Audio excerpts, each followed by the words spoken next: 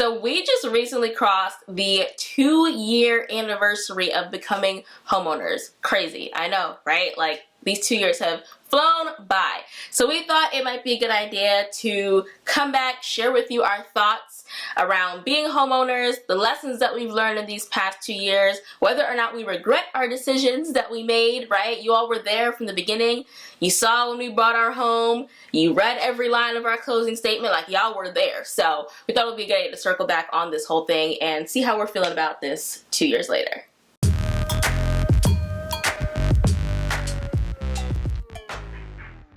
Hey Wealth Builders! Welcome back to another episode of The Bemused. My name is Mishak. And I'm Akiva.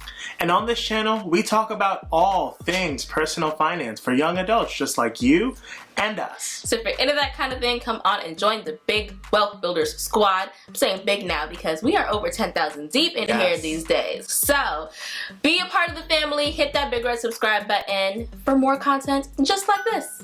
So we're going to dive right in and we're going to start with the section of how do we feel after 2 years of home ownership. For me, I would say that it's kind of a interesting feeling. Like for the past 2 years, for the most part, it's been pretty smooth. I'm not gonna lie to you. It feels good to know that you have some place that you own. And that was something that was really important to me. And it feels good knowing that it's kind of inflation proof in a sense. Of course, we're not, we're not escaping things like increased water costs, increased electricity costs, like that we do have to manage. But outside of those things that we just have no control over. Property taxes. Yeah, property taxes. It's like, besides those things, like, for the most part, it feels good to know that if we increase our income or if we decrease our spending in another area, it's like we know that the house is consistent, so we know what that's going to do for our bottom line, if that makes sense. I found it really funny that we decided to film this today because we literally had like a semi-major thing happen today that was just like, we might be replacing our refrigerator. So that's what's happening at the moment. All kinds of drama. Expensive. Yeah, so we'll get into the lessons learned portion later. But how are we feeling overall? How I'm feeling? I still feel great about our decision. I wouldn't have changed a thing. Truthfully, I think we made a lot of smart decisions looking back on them. There's a lot of times where we make decisions in the moment, they're like, oh yeah, this is the best thing ever. And then a couple years later, you're looking back on it and it was like, actually, no, that was dumb. Like that was me and like my car with my 8% car note, right? Like things like that I look back on, I'm like, no, that was dumb. But this, honestly, I feel really great about our decision. I feel like we chose the right property in the right location at the right time with the right interest rate, with just the right structure for us. So I personally wouldn't have changed anything about the process, about anything like that. I don't know if you would. If you have anything you want to add? I don't think so. I think that we had a really, actually, I take that back.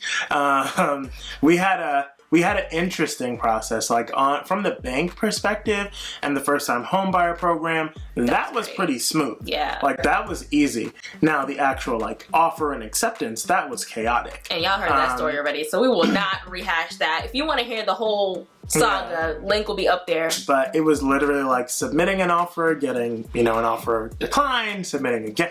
It was interesting. But it's we ended up where we were supposed to be, and I truly believe that was God. So I'm happy for that. But it's would I change anything about it? I would change that piece of it where it's kind of feel like you always have to fight for something. So that, it kind of makes you, like Akiva said, is this the right decision? Because if it was going to be easy, then you would know okay, this is meant for you, this is whatever. But it was a little bit more of a fight, so. A little is an understatement. It was a lot of fighting. However, like I said, I'm a firm believer that what's for you is for you, and ultimately I think this is exactly where we're supposed to be and where we're destined to be. So I'm super happy. So in terms of lessons that we have learned while being a homeowner, about homeownership, financial lessons, etc. One major one that we already knew that is kind of now coming to fruition for the first time in 2 years is having an emergency fund set aside specifically for house-related things. Again, we just had to go spend how much thousands on a new refrigerator. Like if we didn't have that money already, we'd be sweating right now, right? But we had the good common sense and wherewithal to at least put away some money from the jump, because we was like, okay, whatever, you know, in case specifically something like this, if we have to replace an appliance, if anything ever goes wrong. And the more responsibility, the more that things can go wrong, right? We're only even just responsible for the interior, right? And so we wanted to make sure we had money put aside in the event that anything like that ever happened. One major lesson: always have, like, I think, a separate emergency fund for home related expenses, or, you know, sinking fund that you can draw down on. So that's one major lesson that I learned / was reinforced through the process. Something I'm really glad that we did. A lesson that I would say that we've learned in the past 2 years that is kind of financial as well, is to make sure that you are keeping up with your business. And what we've learned is that we're paying our money every month. Like, we have an automatic payment from our bank, they send a check, and you would think that everything is okay. And this is, you know, kudos to Akiva. She checks and makes sure that our property taxes are current, and it seems like almost every quarter the bank has not paid it on time. Again, I'm just going off of what I've heard, because I will admit that this has more been her area. But, you know, you have to check up on those things. You're sending your money every month or every whatever, and you don't know what anybody is doing. And just, you know, there's people. The bank is made up of people who they might not be on top of their stuff, but at the end of the day, if it's late, they don't have the penalty, you do. So you need to make sure that you are keeping up with all of that, you know, making sure that your payments have been received, that you're not, you know, in foreclosure and you didn't know about it because they haven't gotten any of your checks. Like, don't just send a check and think that, oh, everything is fine or whatever. Follow up and just double check things to make sure that it's all good. You don't want to be embarrassed or in a situation where you're getting a letter that you're confused about, especially if you're that type of person that isn't really doing great tracking of your spending, where it's like, oh, I thought I had an extra $1,000 in my bank account and I just went and blew it, only to find out that your mortgage check didn't actually go through or something like that. So just, that's one lesson that I would say that I've learned, is to follow through.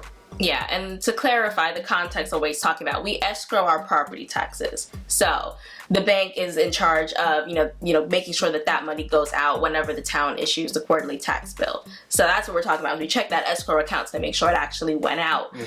Because sometimes there's been a time or two where I've had to call them up and be like, hey, it's been a little while, what's going on? You know, but, you know, by and large, it's been pretty smooth. But again, just being honest with you, because these are the things that you deal with as a homeowner sometimes, depending on your situation. Ours might be a little unique, but I'm sure that there are other people out there that are in the same situation as us. So just being prepared and, you know, knowing what your situation is and following up. Another lesson that I would say that was reinforced throughout this process is around buying what you can afford. Truthfully, y'all, the price point on this house is not an expensive house.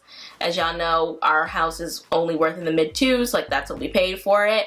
And, like, yeah, I am just very glad that we did not go above our budget. We did not go outside of our means, hanging our hat higher than we could reach, in a sense, right? We are not house poor. Like, that is the best thing ever. I think the best feeling about this house is that it is not something that is straining our budget, like, at all, really. It's very manageable in terms of the cost. But I think that honestly, like, we've done, you know, we replaced some carpet, put some paint on the walls, like, that stuff was just enough to refresh the space and really make it feel, you know, more like us, more like home, and some person we're comfortable, you know? And so I think being able to get that while still being really affordable, I think, is just the best thing ever. So that was my lesson I was reinforced, is yes, stay within what you can comfortably afford. So making smart money moves when it comes to a major decision like buying a house is definitely something that has served us well on our path to financial freedom, has served us well in growing our net worth, as you all have seen quarter over quarter. And if you want to learn even more about other things that we've implemented, other strategies that we've used to increase our net worth by $180,000 in the span of 3 years without six-figure salaries, I'd love to invite you to join our free webinar. It's called the Financial Freedom Formula: How to Build Wealth Without a Six-Figure Salary. Essentially, like I said, sharing all of our strategies and things that we have done over the years to help us to move closer to financial freedom. You do not want to miss it. So the link will be down in the description box below. It'll also be up in the cards, just so that you know. Multiple places for you to click on it. And we hope to see you there. So tell us what you think about this video. We want to hear those comments down below. And if you're a homeowner and you have lessons that you'd like to share with the community, make sure to post those down there as well. Again, we are only 2 years in, so there's lots of you I know who have owned homes longer than we have, who have a lot of wisdom to share. So let's sound off in the comments below. Don't forget to subscribe and click the notification bell so you never miss when we post great content just like this. Thanks for watching, and we'll see you in the next one. Bye.